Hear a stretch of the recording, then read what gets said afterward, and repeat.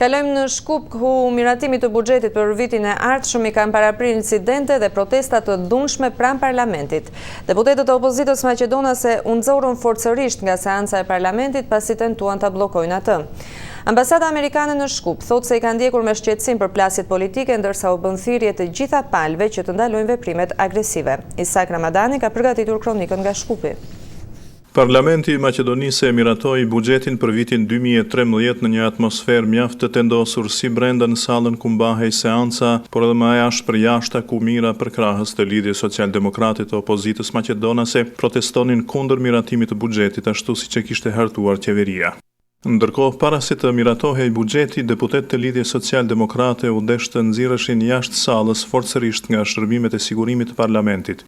2 deputetët të opozitës janë lënduar gjatë përpjekjes së sigurimit për t'i dëbuar jashtë.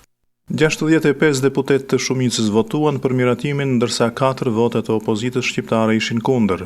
Partitë shqiptare të opozitës konsiderojnë se zonat e banuara me shumicë shqiptare janë të diskriminuara dhe buxheti nuk ndahet në mënyrë proporcionale. Protestuesit kanë ardhur me autobus të organizuar nga Ohri, nga Strumica në juglindjet Maqedonisë dhe nga qytetet të tjera, ndërsa policia ka penguar një numër të madh të tyre që të depërtojnë drejt Shkupit, duke krijuar kolona disa kilometra të gjata në hyrje të Shkupit.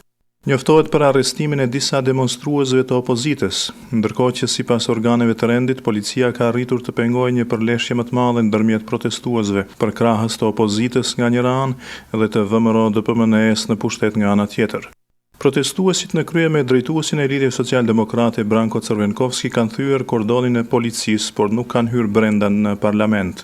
Zoti Crvenkovski e ka quajtur këtë një shtet kriminalësh dhe fashistësh me një qeveri e cila nuk përfaqëson Maqedoninë. Një diktator kundër një populli, është shprehur drejtuesi i opozitës, duke shtuar se edhe Miloševiqi madje do të rrotullohej në varr nga kjo që po ndodh sot në Shkup. Në këtë situatë edhe pjesëtarët e mjeteve të informimit kanë qenë të keqtrajtuar, të përjashtuar nga sigurimi prej lozhës së parlamentit dhe të qelluar me vezë nga protestues. Për Zërin e Amerikës nga Shkupi, Isak Ramadani.